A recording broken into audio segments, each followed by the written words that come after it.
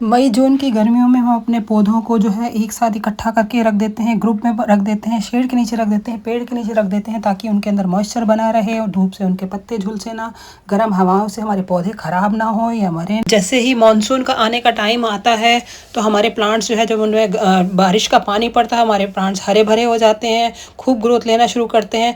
लेकिन मानसून आने से पहले हमारे एटमॉस्फेयर में ह्यूमिडिटी बढ़ जाती है और उस वक्त जो हमें कुछ एक चीज़ों का ध्यान रखना चाहिए ताकि उस वक्त ह्यूमिडिटी जब बहुत होती है और मानसून के वक्त हमारे पौधे ग्रोथ तो करें लेकिन किसी तरह की कोई उसको प्रॉब्लम ना आए, कोई बीमारी ना लगे, कोई इंसेक्ट्स वगैरह उनके ऊपर अटैक ना करें। तो कुछ एक चीज़ों का हमें ध्यान रखना है अपने पौधों को हरा भरा रखने के लिए।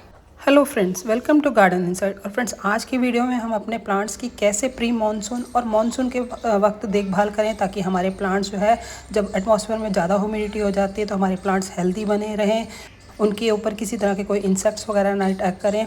तो कुछ 5-7 चीज़ों का हम उसके बारे में डिस्कस करेंगे ताकि हमारे प्लांट्स जो है बारिश में भी अच्छे ग्रोथ करें। तो फ्रेंड्स, सबसे पहला काम जो हमने करना है, फ्रेंड्स, जब गर्मियाँ आ जाती हैं तो हम ऐसे ही अपने पौधों को एक साथ इकट्ठा रख देते हैं।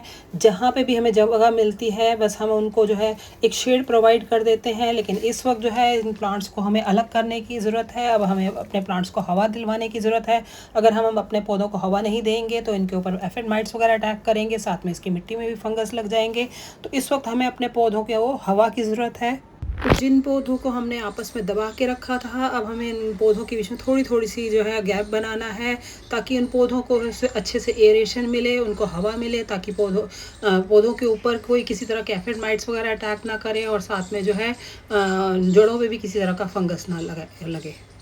फ्रेंड्स, जो दूसरी चीज़ का हमें ध्यान रखना है, जो हमने अपने प्लांट्स के ऊपर अगर मल्चिंग की थी तो हमने सारी मल्चिंग अब हटा देनी है, या फिर कोई भी अगर सूखे पत्ते हमारे प्लांट्स के ऊपर आके गिर गए हैं तो उन पत्तों को भी हमने हटा देना है। अपने बिल्कुल मिट्टी को ऊपर से साफ़ बिल्कुल कर लेना है। जितने भी हमारे प्लांट्स हैं, जिन जिन के ऊपर पत्ते सूख के गिर गए हैं किसी तरह की कोई, और साथ में या फिर मल्चिंग की हुई है, सब हमने अपने ऊपर से मिट्टी को क्लीन रखना है ताकि हमारी मिट्टी में भी हवा पड़े। जिस तरह से हमें अपने पौधों में दूरी बनानी है, इस तरह से हमें अपने पौधों के ऊपर से सारी मल्चिंग हटा देनी है। हमने पूरी मिट्टी को अच्छे से साफ़ कर देना है।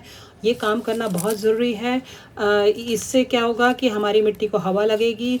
अदरवाइज़ जो हमारे उसके इस वक्त पानी बारिश का पड़ेगा और साथ में ह्यूमिडिटी की वजह से जो ये पत्ते हैं, इनकी वजह से हमारे पौधों में फंगस लग सकता है। फ्रेंड्स, तीसरा काम जो है, हमें अपने सॉइल की अच्छे से गुड़ाई करनी है। फ्रेंड्स, समर्स में हमने अपने प्लांट की मल्चिंग की थी, वह हमें थोड़ा सा अपनी मल्चिंग को हटा के देखिए हमारी मिट्टी बिल्कुल थोड़ा सा इसमें जो है हार्ड हो रही है। हल्की हल्की से इसके हमें जो है गुड़ाई कर लेनी चाहिए। हमें अपनी मिट्टी को थोड़ा लूज़ कर लेना चाहिए जिससे कि उसके अंदर एयर जाने के लिए जगह बन जाए। तो इस तरह से हमें अपनी थोड़ी थोड़ी सी मिट्टी लूज़ कर लेनी चाहिए। हमें रूट्स का ध्यान रखना चाहिए। अगर रूट्स ऊपर आई हैं तो हमें सॉफ्ट हाथों से करनी चाहिए। हम कोई भी फोक वगैरह भी ले सकते हैं। फ्रेंड्स, ये प्लास्टिक का फोक है, इससे भी हम गुड़ाई कर सकते हैं। ये मेटल के फोक से या हम कोई भी खुरपी से कर सकते हैं। बस हमें थोड़ा सा रूट्स का ध्यान रखना है कि हमारी रूट्स जो है वो इफ़ेक्ट ना हो। तो इस तरह से हल्की हल्की से हमें ज़रूर मल्चिंग कर लेनी चाहिए। ये देखिए फ्रेंड्स, थोड़ा सा हमें लूज़ कर लेना चाहिए। इससे जो है हमारी सॉइल के अंदर एयर चली जाती है। फ्रेंड्स, बड़े पॉट के लिए हम खुरपी ले सकते हैं, लेकिन छोटे पॉट के लिए ये फोक या हमारा फोक या फिर कोई प्लास्टिक का, वुड का फोक या फिर मेटल का फोक हमें केयरफुली इनसे करनी चाहिए। या फिर हम कोई भी वुडन स्टिक ले सकते हैं अपनी मिट्टी को लूज़ करने के लिए। कोई पेंसिल वगैरह का भी यूज़ कर सकते हैं। फ्रेंड्स, चौथा काम जो हमने अपने पौधों के साथ करना है कि अपने प्लांट के ऊपर बहुत सारी अगर फॉलिएज है तो उसके पुराने पत्ते या बहुत बड़े बड़े पत्ते ज़रूर हटा देने हैं। उससे हमारे प्लांट की एनर्जी सेव होगी, क्योंकि एटमॉस्फेयर में ह्यूमिडिटी बहुत ज़्यादा हो रही है तो प्लांट्स को आर पार हवा की बहुत ज़्यादा ज़रूरत है। फ्रेंड्स, मानसून या प्री मानसून बारिश के दिनों में या बारिश से कुछ दिन पहले जो है हमारे एटमॉस्फेयर में ह्यूमिडिटी ज़्यादा हो जाती है। तो हमारी जो भी हमारी ग्रीन फॉलेज है, अगर हमें हमारी प्लांट के ऊपर बहुत सारे पत्ते हो रहे हैं तो हम उसमें से जो है कुछ पत्ते हटा सकते हैं ताकि जो है पौधे को अच्छे से आर पार हवा मिलनी चाहिए। तो जो पौधे जहाँ जो पत्ते पास पास हैं उनमें से हम कुछ पत्ते कम कर सकते हैं, छोटे छोटे पत्ते छोड़ सकते हैं और बड़े पत्ते हम हटा सकते हैं ताकि हमारे प्लांट को जो है अच्छे से चारों तरफ हवा मिलती रहे और आने वाले दिनों में वैसे भी प्लांट की ग्रोथ का टाइम है और प्लांट के ऊपर ऑटोमेटिकली ग्रोथ हो जाएगी। तो अगर पत्ते कम भी हो जाएंगे तो उससे कोई फ़र्क नहीं पड़ता। इस वक्त प्लांट को जो है अच्छे से हवा मिलनी चाहिए। अगर हवा नहीं मिलेगी तो फिर वही इनके ऊपर जो है एफिड माइट्स वगैरह का अटैक हो जाता है। और इस वक्त भी गर्मी होने की वजह से जो है प्लांट को अपनी एनर्जी को सर्वाइव करने के लिए जितने इसके ऊपर कम पत्ते होंगे उतना प्लांट के लिए अच्छा रहेगा।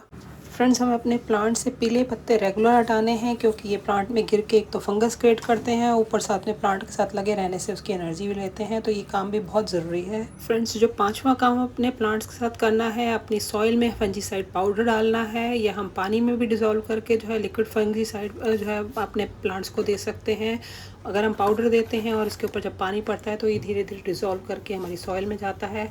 और इस तरह से जो है हमें हर मंथ अपने प्लांट्स को रेगुलर फंजीसाइड ज़रूर देना चाहिए। और ख़ासकर रेनी डेज़ वगैरह में और ह्यूमिडिटी के टाइम पे जो है हमें इसको जो है थोड़ा सा 15 डेज़ में दे देना चाहिए। चाहे हम थोड़ी क्वांटिटी कम कर दें लेकिन रेगुलर हम 15 डेज़ में, जब तक बारिश चलती है, प्लांट्स को उसकी रूट रॉट होने से बच जाता है और किसी तरह की ऊपर से भी फंगस नहीं लगती है।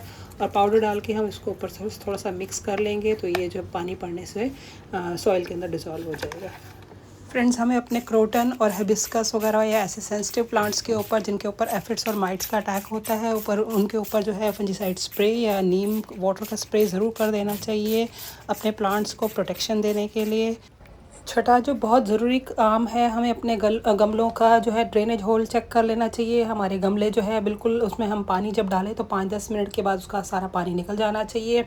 मॉनसून में जो है गमलों में पानी नहीं रुकना चाहिए और हमें अपने गमलों को ऊपर तक भर लेना चाहिए। 1 इंच पानी के लिए जगह छोड़ के और उसके ऊपर हम मिट्टी या खाद वगैरह कुछ डाल के अपने गमलों को फुल कर सकते हैं।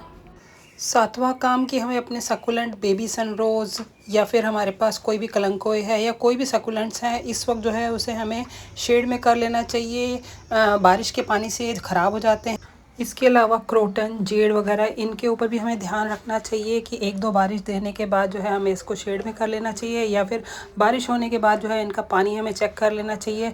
रेगुलर क्रोटन वगैरह जैसे प्लांट में पानी पड़ता है तो उसके अंदर फंगस लगने के चांसेस होते हैं, तो 1-आध बारिश देने के बाद हमें इसको शेड में रख लेना चाहिए। जब रेगुलर बारिश होती है तो इसको हमें खुले उसमें नहीं छोड़ना है। जेड का भी हमें चेक करते रहना चाहिए कि इसके पॉट में पानी नहीं रुकना चाहिए। अदरवाइज़ इसके अगर पानी नहीं रुकता है तो प्लांट हम इसको खुले बारिश में रख सकते हैं। तो इन कुछ बातों का ध्यान हमें मानसून से पहले और मानसून के वक्त रखना है ताकि हमारे पौधे जो हैं वो बिल्कुल हेल्दी बने रहें और ग्रो करें।